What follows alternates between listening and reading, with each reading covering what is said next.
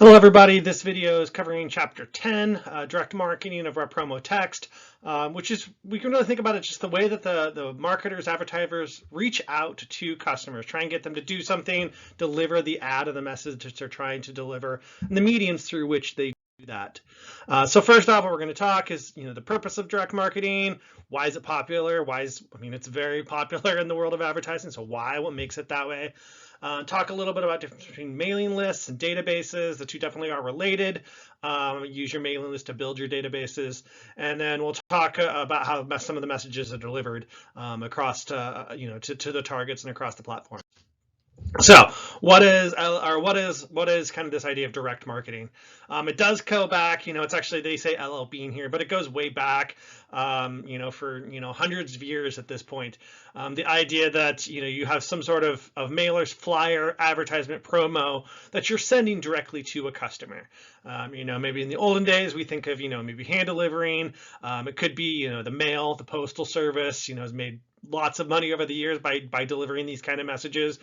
More common to today is through email and through maybe other social media platforms. But the idea that we're trying to get some message directly to the consumer, and ideally to the right consumer, to that target consumer, to get them to do something, to close a sale, to try and figure out, are they interested? Can you get more information from them? Can we do the prospecting that we need to maybe get a sale later? So closing the sale now, trying to get information to close the sale later, and build that brand loyalty. And a good portion of that too is, you're not going to talk much about it for the rest of today, but you can actually do direct marketing and direct advertising after a sale as well. That you see this all the time, that you buy something online, you're getting a follow-up message saying, how do we do?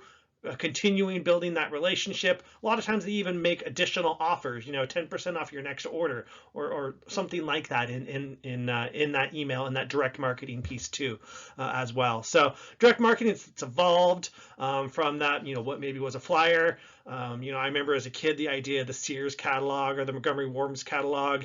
I remember as a kid, for me, that's like how I did my Christmas shopping. I flipped through the annual Christmas wish list as a kid, and 100 pages of toys. Well, now we have things like online that we can go to for that. So it's definitely progressed throughout the years. So here's kind of just a history of what it looks back, that Gutenberg invented the movable type. This is the idea that we're starting to be able to have a printing press, that we're starting to be able to get mass-produced things. Before this, it really was, everything was hand done, hand copied to create. So it wasn't feasible to do mass productions of things and to deliver mass amounts of messaging because of the man hours that would go into it. If you're paying someone to rewrite or to retype up things, that the money you would sink into that would never be recouped for the most part by anything that you may sell. But when this idea of the printing press came along, now you can mass produce messages, mass produce images, start creating things cheaper and getting them out there. Getting into mid 1700s, Benjamin Franklin, the idea of books and catalogs, he really started to pioneer on that. And by the mid to late 1800s, we start seeing things like the Montgomery Ward's catalog. And I don't know if many people remember Montgomery Ward's, but huge department store selling a lot of home goods, things like appliances, things like lawnmowers, whatever it may be. They were started out of a catalog, then they moved to stores. So people would flip through the catalog, they grew, mail order delivered to them. Then they said, okay, the next step in this is stores, and they started creating physical stores. Unfortunately, probably about the mid-90s, Montgomery Ward started going out. Sears, the Sears catalog was kind of associated with that. Sears is still around more than Ward's is, but not by much. Sears is probably on its way out too. It sold some of its marquee brands to other brands like Craftsman, which you could only buy through Sears before, and now you can buy in a lot of other places. So they're trying to stay alive by doing some of that licensing, but it's been hard for them.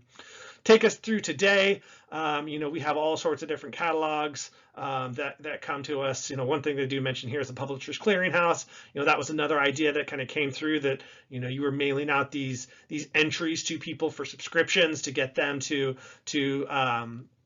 to sign up for even more magazines. And there was actually this whole like win money, become a millionaire by signing up for these kind of campaign that came through this as well. So, over the history of direct marketing, there's definitely been changes, definitely been progressions. And what you don't see is that 2000 to today, that, mailing, direct mail part of this is still really prevalent, but it's usually done in some sort of integrated campaign. So it's not going to be just a mailer. It's going to be trying to drive them traffic somewhere else. For instance, I just got a direct mailer from REI. So I'm an REI member, got a direct mailer that says, hey, we're doing a, here's our catalog. We're doing a, President's Day sales, I think it was, with a coupon code on it. So they still sent me that direct mail, because I'm on that list, sent it to me, delivered me a message in print, that I'm actually taking that message and applying it, not through a print medium, but through a digital medium. And that's usually tagged along with things like an e-newsletter that, or an e-campaign that may go along with that as well. So definitely throughout the years, it's become more and more prevalent, just because of the cost of it. Not to say that it's cheap, especially with the printing part of it. I think a lot of people are somewhat shocked when they realize what the actual price of printing things can be. Think about that. I just mentioned that REI catalog. It's probably like an 8-page flyer, right? We've seen these come in the mail for us, 8 half pages, maybe folded together, whatever it may be. Each one of those things is still probably, $1, $2 to print. And if they create, 100,000 of them, 200,000 of them, I mean, we're talking lots of money that can go into this. So it's while it's cost effective and it's for maybe what it returns, it's still not cheap. And that's why a lot of companies have gone away from those true kind of catalogs to more kind of driving people to, think about like if you got a mailer in the mail saying, here, go to the website, here's the offer, check out our digital kind of catalog aspect of it. Ties into that computer integration, internet kind of feel. It is easy though. It's the hardest part of this is really coming up with the list, which we'll talk about in a second. But if once I get that list, I can start driving, messaging, and I can track that messaging, which is really the important part of it. Like I can use a promo code, I can use an individual promo code to test the effectiveness of what that message was. So sometimes you'll see this where that they deliver something and it says use promo code this. Or if you've ever been listening to the radio, like you'll say, they're talking about an ad and they'll say like, use promo code. And when they say the promo code, it's very obvious that they recorded that promo code later. It's because they're using different promo codes in different markets or for different targets. And they're trying to measure what's been effective for what targets to try and help them do better direct marketing, direct advertising going forward. Here's just an example that the book has, the Come Visit Wyoming. It gets people driving to a phone number in this or a website that's on there too. But what are they trying to do? It's a nostalgia thing. Like Wyoming is trying to say, we're wild, we're rustic. Even the letters they use, it invokes like the thought of a national park. So they're trying to get you to go there and by a direct mail piece, trying to get you to live that, showing these two people looking at the waterfall sparks some sort of emotion. So, good direct marketing piece. You've probably seen things like this come to your house as well. So which leads us to the idea of databases. So there's, mailing lists and databases. Let's talk about those two things together. Because really mailing lists tend to come first. So any company, no matter who you are, you should have a mailing list. So whenever, think about when you've gone to the store and you check out and they say, oh, can we get your phone number or can we get your email address? Well, they're trying to, upon that checkout, trying to mine for data, trying to mine for a mailing list.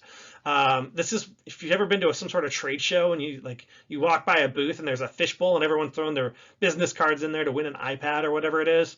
Once again, trying to develop that mailing list, trying to get people to provide their contact information so I can reach back out to them. I can use all that data to reach back out.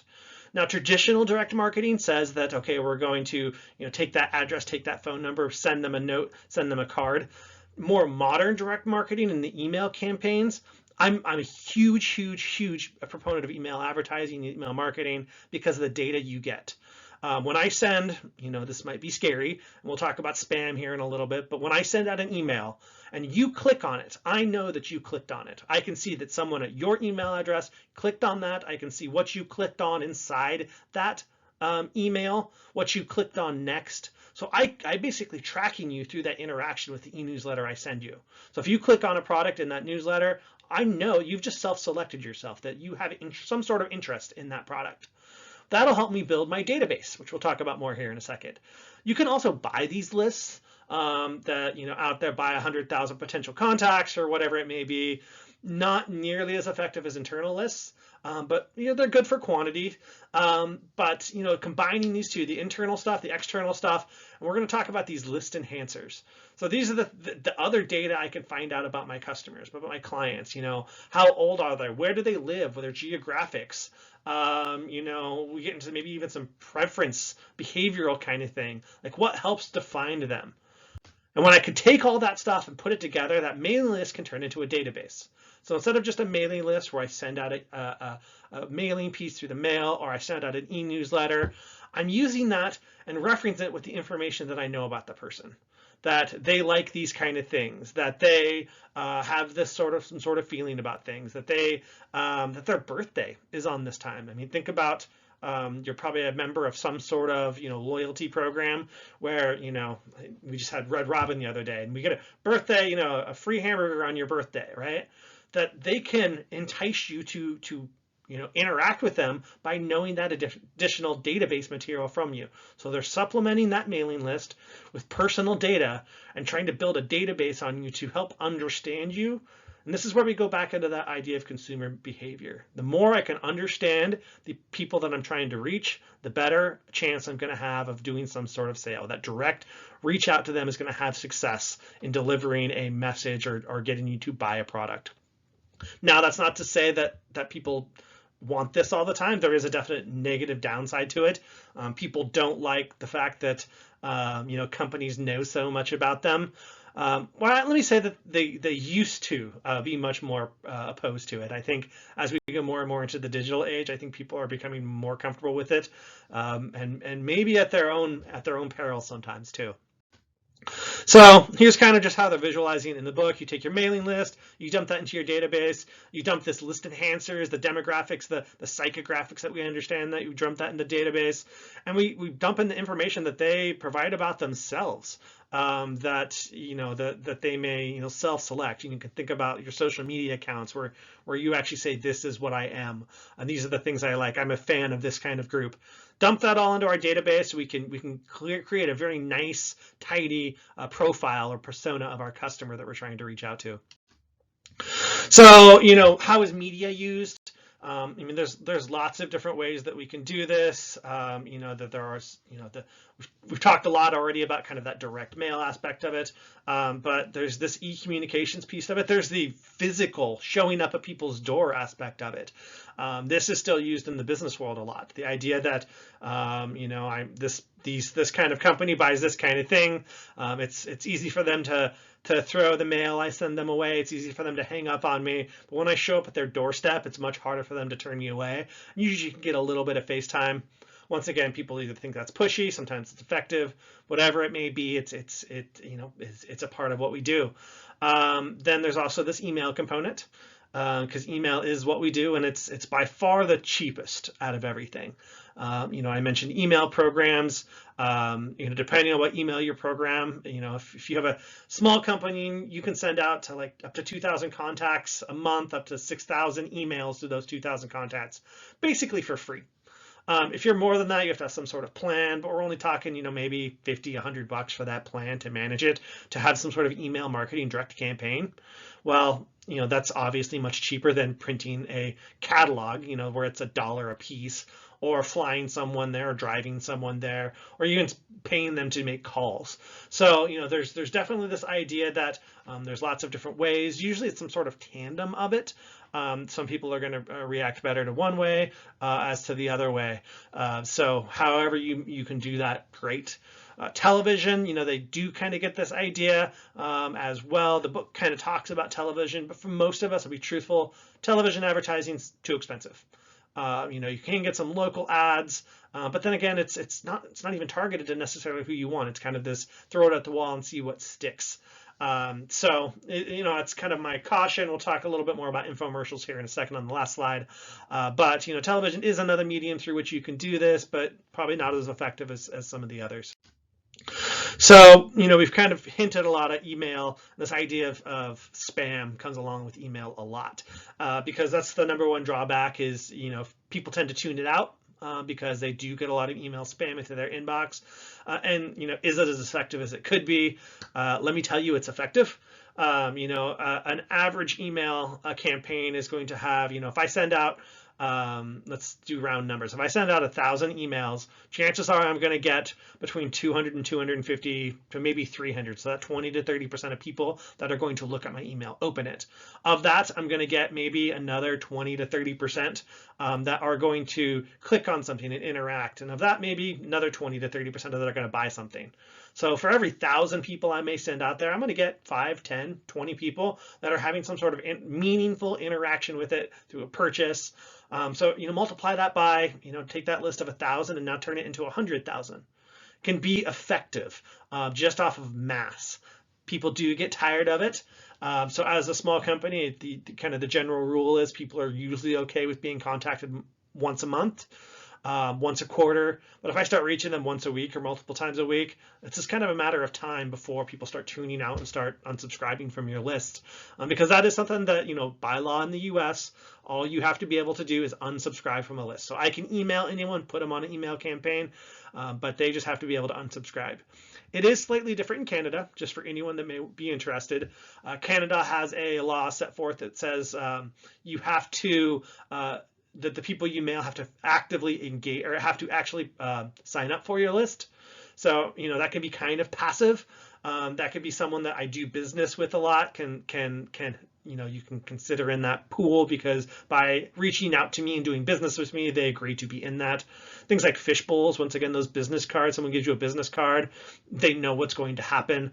But I can't just go mining out the internet for Canadian contacts and send it to them. I can in the US, as long as I give them the ability to unsubscribe.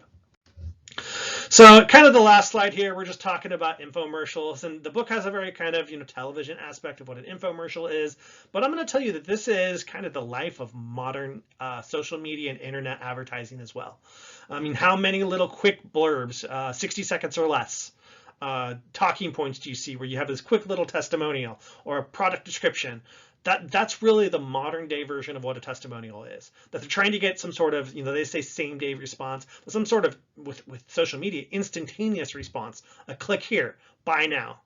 That they're trying to, and they reinforce that over the time. If you've ever sat down and watched like the half-hour infomercials that come on at midnight, right? Every 5 minutes they're talking about call now, but wait, there's more, right? They're trying to add that close to it. But apply this to what you're seeing online too. So next time you're on a social media page, realize that that's what those quick little hitting ads that are sometimes sponsored and advertised and placed in front of you, that's the modern day version of what a infomercial is for us in our world and our media placement today. So hopefully this chapter makes sense about some direct marketing, how you can reach out. If you have any questions, please let me know. Thank you.